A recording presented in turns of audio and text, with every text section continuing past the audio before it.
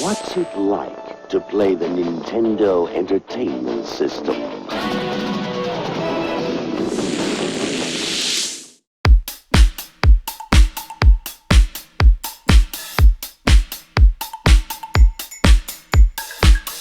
Earlier this year, Nintendo launched their online services for Switch members, and as part of that, they included the ability to give players access to a number of classic NES games that can play in 1 or 2 player. And it's a list that's a little small, but slowly growing. And as part of that, Nintendo sold these limited NES controllers for the Switch.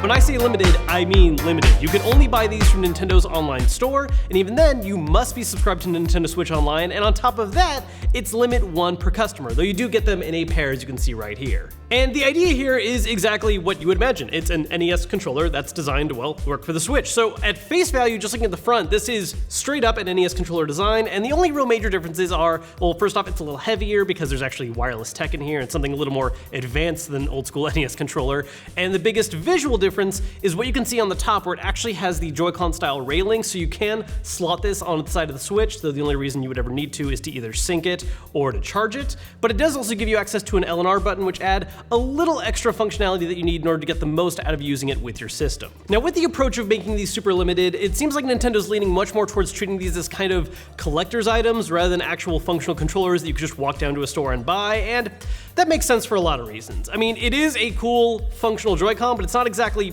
fully functional in the normal sense. For instance, you are missing a very large number of buttons. You don't have a home one, a screen capture, you don't have X or Y. You're missing basically everything you would need to play anything outside of the simplest of NES retro games, which is how Nintendo very heavily markets it. But there's actually a couple little surprises about it that you wouldn't expect. The biggest being the fact that while Nintendo does say, hey, this is really only meant for NES games, which is partially true because once again, not a lot of buttons, you actually can use this with other Switch games. It's not necessarily a good idea because you're missing a lot of stuff, but there are a small handful of retro style games that only need 2 or 3 buttons, one of them being a shoulder, that you can use this on. For instance, I actually tried this out on Towerfall, and it has everything you need: a shoulder button for dashing, a jump button, an attack button, and I actually found it to be more comfortable than using a single Joy-Con sideways because while retro controllers aren't exactly the most comfortable designs out there, it's still bigger and better than using a tiny little Joy-Con squished up like this. Now, once again, this isn't really designed for that, and while you can play the game using it, the lack of a home button means that if you want to actually exit and switch to another game or do anything beyond actively playing it, you need to pick up another controller. So it's not really a functional choice if you want to play anything outside of NES games, but thankfully, Nintendo did address the issues of lack of buttons in that app specifically. When using this for the app it's actually intended for, the NES system on the Switch, it actually remaps some of the buttons so where you're able to use it still as a fully functional Joy-Con. For instance, the L and R buttons will now act as a screen capture and home button, and hitting them simultaneously will work the same as using the ZL and ZR buttons on normal Joy-Cons, which allows you to access things like saving or loading different save states, or of course going back to the game selection menu, which is, kind of important. One interesting little addition too that I don't think Nintendo actually officially announced anywhere is the fact that when you're using this controller with the NES app, it actually changes the sound effects as well to match up with an old school Nintendo system as opposed to the more kind of updated Switch sound effects.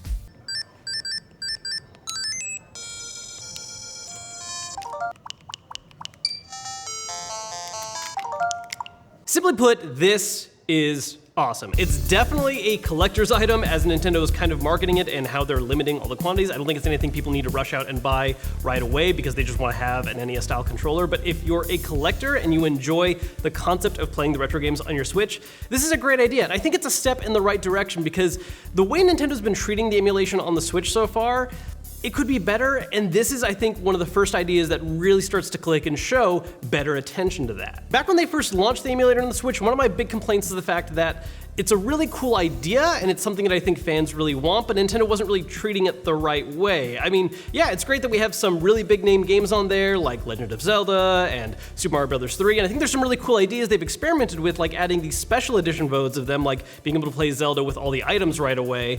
But at the same time, it's a really limited library, and kind of feels like it's just not quite enough, even though it is just a perk to add on top of what should be an online-only service.